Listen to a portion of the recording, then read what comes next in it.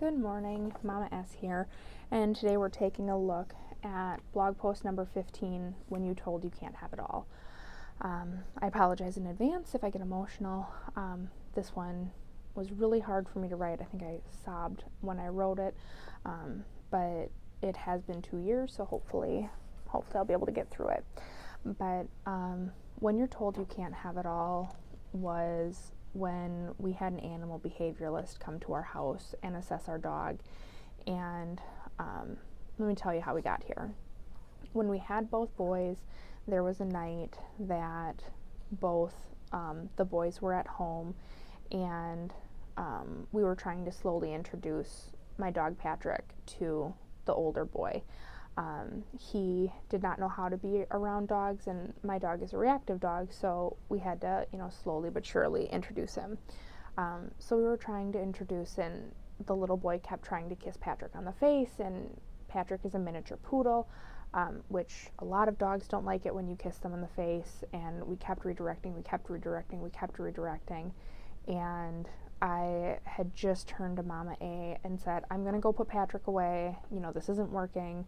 And we were about to go, and he took that split second and tried to kiss Patrick in the face, and Patrick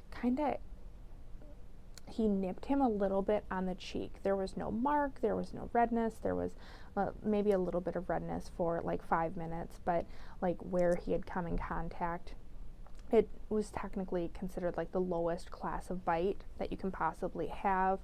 And but as responsible foster parents, we reported it to our foster agency, and they picked an animal behavioralist who had to come out to the house, and she put Patrick through a variety of stress tests. He passed all of them. I was able to dig in his food. I was able to open an umbrella around him. He went through a barrage of stress tests, and at the end of it, she said that he only passed because I did it. And I said, well, if that was the case, then why didn't you have Mama A do this? Like, I don't understand why you would have me do it if it didn't matter what the results were going to be. And then she sat on our couch and looked at us and said that because he has the potential to bite again, he should never in his life ever be around children, and that I should surrender him to her at that exact moment.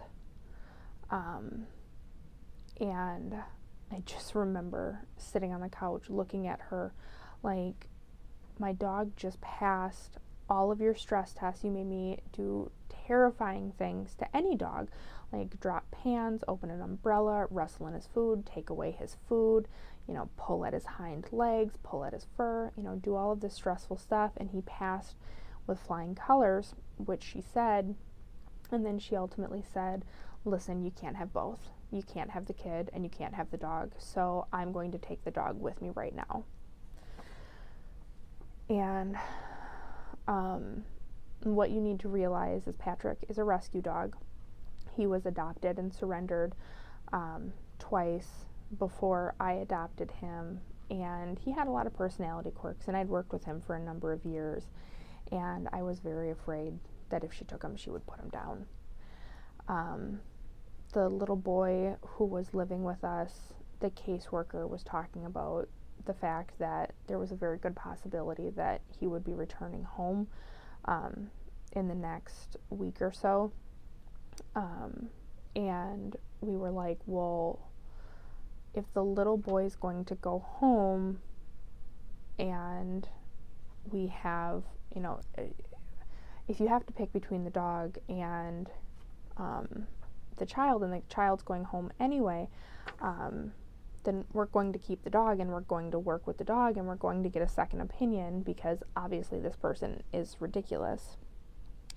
And I just cried so much, and I was devastated, because here we had this child, and here I've had this dog for 4 years at this point, and I was told that you can't have both. So that is where that was. Our next post picks up what happens after that. So go ahead and take a look at video blog number 16 to see what happens next. As always, you can read our blog posts at 2 Moms in the Foster Lane, and if you're enjoying these videos, please subscribe. Thank you. Have a great day.